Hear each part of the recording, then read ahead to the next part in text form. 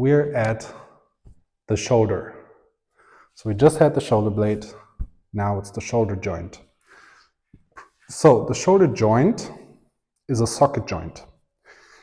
The socket joint that you also have in your body is your hip.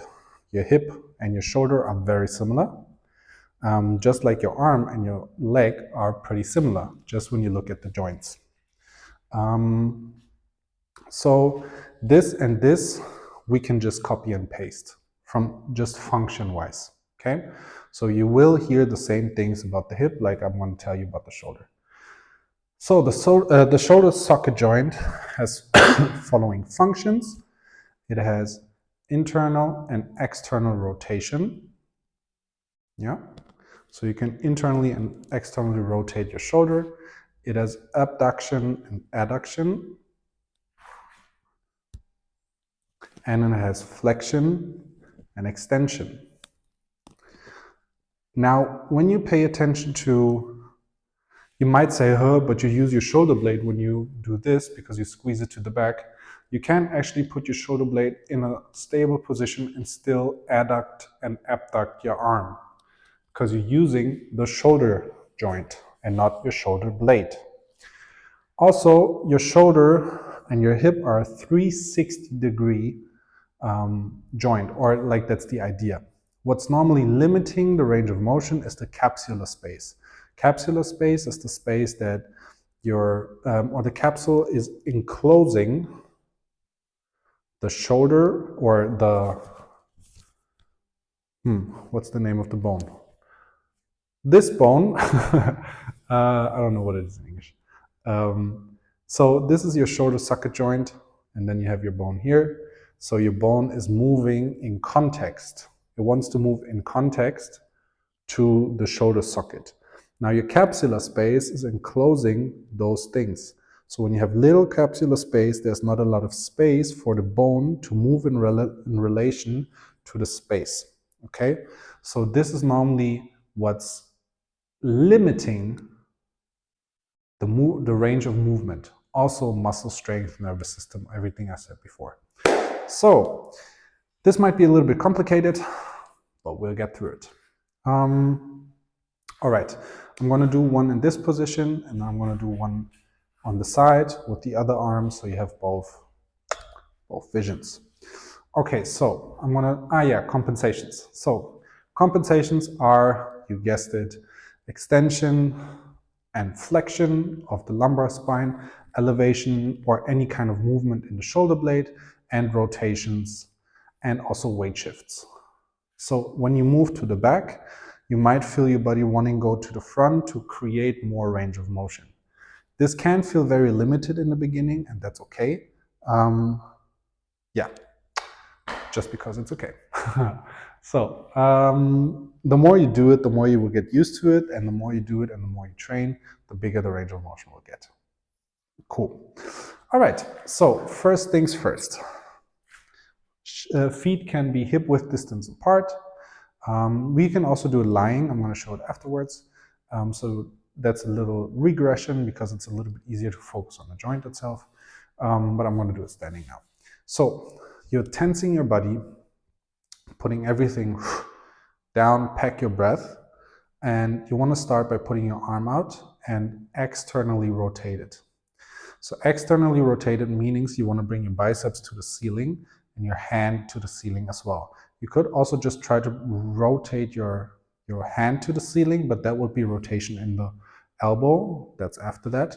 But you really want to focus on rotating from your shoulders. So I'm going to squeeze my armpit to the front and my biceps to the ceiling.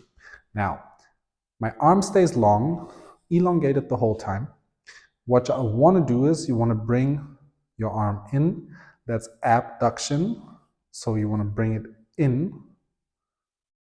And if you have the center line of your body here, squeeze it as far as you can across without losing your shoulder and your shoulder blade. So you squeeze here, and then you want to flex your shoulders. So we're in internal rotation, abduction, and flexion.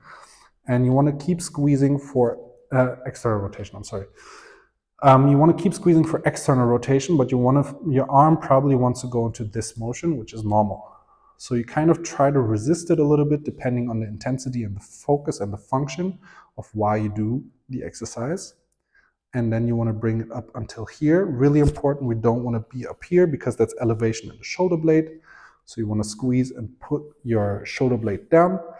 Your biceps wants to be next to your ear. Your arm is long. If that's here, that's also fair. If that's here, that's also fair. And then you want to keep going for the rotation, going into internal rotation in your shoulder.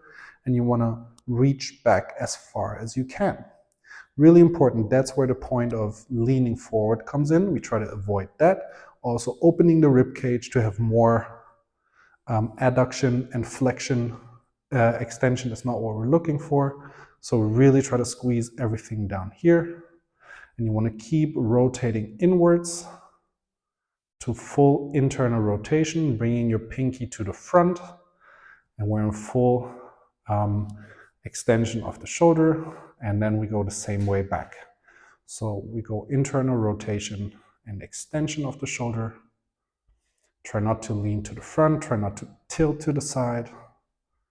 Bringing it up. If you can't go anymore, you try to let it go, but try to fight it still. Keeping it here. This is all shoulder joint. Bringing it back.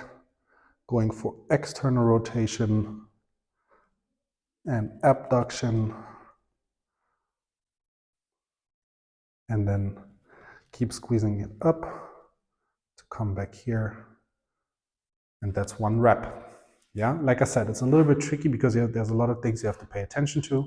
So bear with yourself, take it easy. Don't overthink it. Try to focus on doing it first. Easy intensity, you don't have to push super hard for it. Let's go one more time. I'm going to stand like this, other side. So we're in external rotation. I want to bring the adduct, bring our arm in, flex the shoulder, adduction and external rotation. Fight the rotation, but let it happen. Biceps next to the ear, shoulders in complete flexion. We're going to keep going for internal rotation from the shoulder. Reach as far back as we can without leaning forward. This is shoulder flexion, shoulder extension. Keep going for internal rotation and abduction. Keep moving it. And your pinky lands in the front, complete internal rotation. And again, this is shoulder extension. Keep fighting for internal rotation, but let it happen. Reach far back as you can. This is complete abduction. Bringing it up next to your ear. Keep the shoulder blade pressed down. Go for external rotation, biceps and palm want to face the ceiling. Go for abduction, flexion, abduction and external rotation. And then you want to move to the side here and land an external rotation, release. That's the shoulder. Now next one. Now for the regression of the shoulder, you can also do it lying down. So you can just find this position where you can also lie down here. This is also not super important how you lie down here. And then you can do the same thing. So you tense everything here. Also lie like this. And what you want to do is do the same exercise just around here. Yeah. So sometimes it really helps to put more parts of your body onto the floor, because then you have a little bit more physical feedback and a little bit more stability. So it's a little bit harder to move the other body parts here. So you can really focus on just the shoulder. Coolio.